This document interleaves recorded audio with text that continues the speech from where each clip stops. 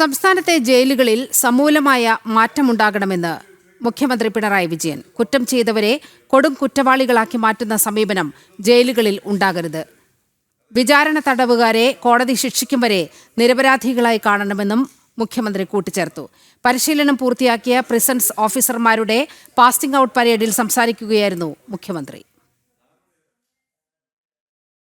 സംസ്ഥാനത്ത് ജയിലുകളുടെ സമീപനത്തിൽ മാറ്റമുണ്ടാകണമെന്ന് മുഖ്യമന്ത്രി പിണറായി വിജയൻ പറഞ്ഞു. പരമ്പരാഗതമായി അഴിഞ്ഞയിടങ്ങളായിട്ടാണ് ജയിലുകളെ കണ്ടിരുന്നത്.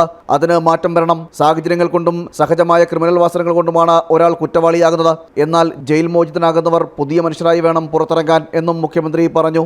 9 മാസത്തെ പരിശീലനം പൂർത്തിയാക്കിയ പ്രിസൺസ് ഓഫീസർമാരുടെ പാസിംഗ് ഔട്ടിൽ പങ്കെടുത്ത് സംസാരിക്കുകയായിരുന്നു മുഖ്യമന്ത്രി. കേരളത്തിലെ ജയിലുകൾ ഇന്ന് കേവലം കുറ്റകൃത്യങ്ങൾ ചെയ്തവരെ പാർപ്പിക്കുന്ന ഇടങ്ങൾ മാത്രമല്ല, ജയിൽ അന്തേവാസികളുടെ സംശുദ്ധീകരണവും സന്മാർഗീകരണവും ഇവിടെ നടക്കുന്നുണ്ട്. ഒപ്പം ശിക്ഷാ കാലാവധിക്ക് ശേഷം അവർക്ക് മാന്യമായ ജീവിത നിലവാരം ഉറപ്പുവരുത്തുന്നതിനായുള്ള കുറ്റം ചെയ്ത് ജയിലിൽ പ്രവേശിക്കുന്നവർ കൊടും കുറ്റവാളികളായി തിരിച്ചുപോകാൻ ഇടയാകരുതെന്നും മുഖ്യമന്ത്രി പറഞ്ഞു.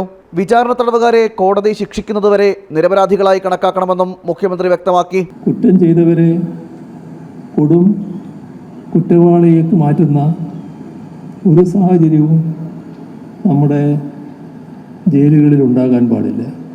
വിചാരണ തടവുകാർ വിചാരണ നേരിടുന്നവർ മാത്രമാണ്. അവർ കുറ്റവാളികളായി ഒരു കോടതിയും തീരുമാനിച്ചു കഴിഞ്ഞിട്ടില്ല. അപ്പോൾ കോടതി ശിക്ഷിക്കുന്നതുവരെ അവരെ നിരപരാധികളായി കാണണമെന്നാണ് നിയമം അനുശാസിക്കുന്നത്. ചടങ്ങിൽ പരിശീലനം പൂർത്തിയാക്കിയ ഉദ്യോഗസ്ഥരുടെ പാസിംഗ് ഔട്ടിൽ മുഖ്യമന്ത്രി അഭിവാദ്യം സ്വീകരിച്ചു.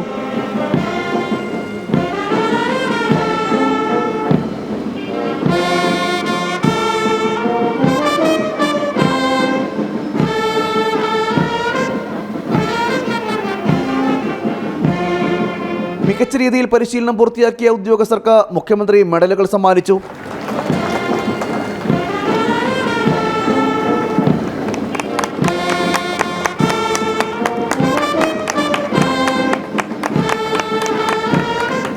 ഒൻപത് മാസത്തെ കഠിന പരിശീലനം പൂർത്തിയാക്കിയാണ് ഉദ്യോഗസ്ഥർ സേനയുടെ ഭാഗമാകുന്നത്.